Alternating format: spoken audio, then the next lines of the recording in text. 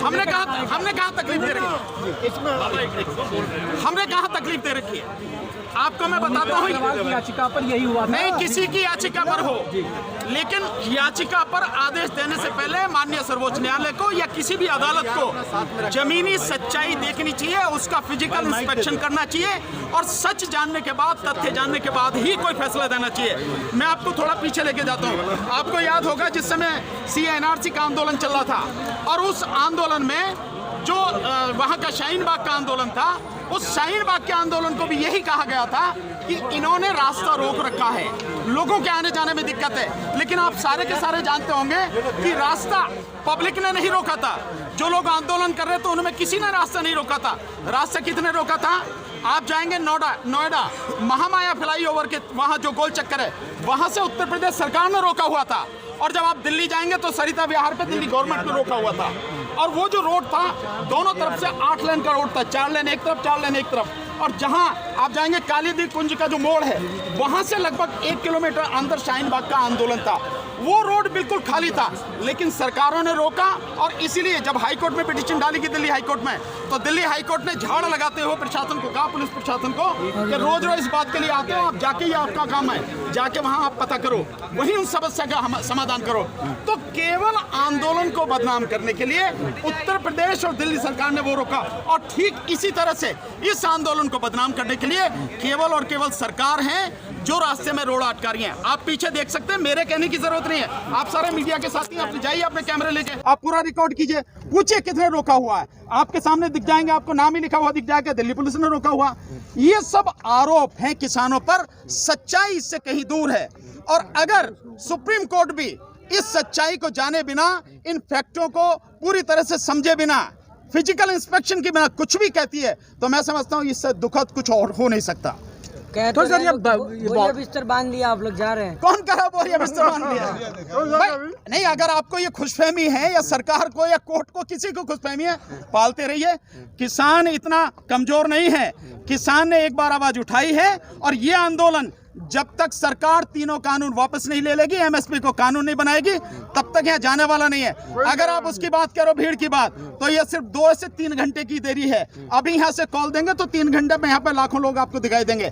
हमें इस बात की चिंता नहीं है, सरकार करे तो करे, हमें कोई फर्क नहीं पड़ता। ब्रेकिंग चल रहा है तो पैसे की खाली हो रहा है गाजीपुर। क्या कौन कर रहा है? ये आप चल रहा है। तो मीडिया वाले, आप अगर आपने गलतफहमी पाल रखी है तो मैं क्या कर सकता हूँ इसको? मीडिया वाले तो आप है ना, आप सच को झूठ, झूठ को सच कर दो, जो मन में आए कर दो। सच्चाई ये है कि आंदोलन पहले की तरह मजबूती की तरह चल रहा है और चलता रहेगा।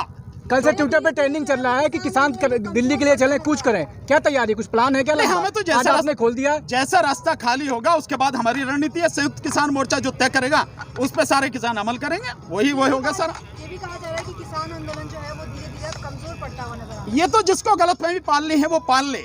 किसान आंदोलन न कमजोर था, न कमजोर है और न ही कमजोर होगा। एक उदाहरण छोटा सा बताता हूँ, पता नहीं आप में से कोई थे या नहीं थे। अभी लखीमपुर खीरी में जो कांड हुआ, लखीमपुर खीरी में यहाँ से 500 से 600 किलोमीटर दूर है। जब भोग का कार्यक्रम हुआ, यानी श्रद्धांजलि सभा हुई, उसमें सरकार ने चारों तरफ से बैरिकेड लगा रखे थे, लोकल लोगों को आने नहीं दिया। उसके बावजूद भी 50,000 लोग वहां पर तिकुनिया में भोग के कार्यक्रम में, श्रद्धांजलि सभा में पहुंचे। तो जिन लोगों को गलतफहमी है कि किसान आंदोलन कमजोर हो गया, वो पालें गलतफहमी, हमें कोई फर्क नहीं पड़ता इन बातों से। भारतीय जनता पार्टी के नेता लगातार कह रहे हैं, कृषि मंत्री कह रहे हैं कि किसान आए, बात करें। इस तरीके से 11 महीने से बैठा हुआ है, 11 महीने से बैठा हुआ है। कृषि मंत्री से ये पूछो ना, वो कॉल वाला नंबर कौन सा, जरा नंबर तो बता दे। अभी तक तो बताया नहीं, नंबर बताए और कहाँ आना है, कहाँ मीटिंग करनी है। हमेशा हम लोग तैयार हैं, लेकिन अभी तक नंबर नहीं बताया, क्योंकि उनकी नीयत खराब है, उनकी नीयत में खोट है, इसलिए वो ये सारी चीजें कह रहे हैं। और वो चाह रहे हैं, अब जो ये जाल बिछाया जा रहा है कोर्ट के माध्यम से, इस आंदोलन को हटाने की कोशिश की जा रही है। एक जाल फेंका जा रहा है, हम इन सारी चीजों को समझते हैं और इस जाल को काट के भी किसान बहुत ही सुरक्षित रूप से अपने आंदोलन को आगे बढ़ाता रहे। कल कैप्टन अमरिंदर सिंह ने भी कहा है बात करने के लिए कि मीडिया के तौर पर हम समझौता कराएंगे।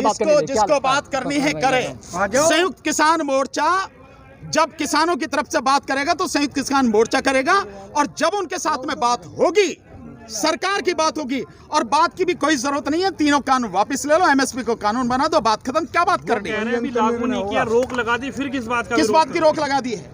किस पे रोक लगाई? कोर्ट ने जो रोक लगाई है, कोर्ट को पता नहीं है, आदेश करने के बाद भूल जाती है। बीजेपी शासित 13 राज्यों में ये जो कानून है लगातार लागू हैं और इस पर डिस्कशन हुआ है और हमने सब लोगों को कहा है कि जहां जहां लागू हैं सारे लोग प्रमाण सहित चिट्ठी भेजे चीफ जस्टिस को, ताकि चीफ जस्टिस को यह पता लग जाए, सुप्रीम कोर्ट को पता लग जाए कि केवल आदेश देने से नहीं है, उनको लागू कराना भी तुम्हारी जिम्मेदारी है।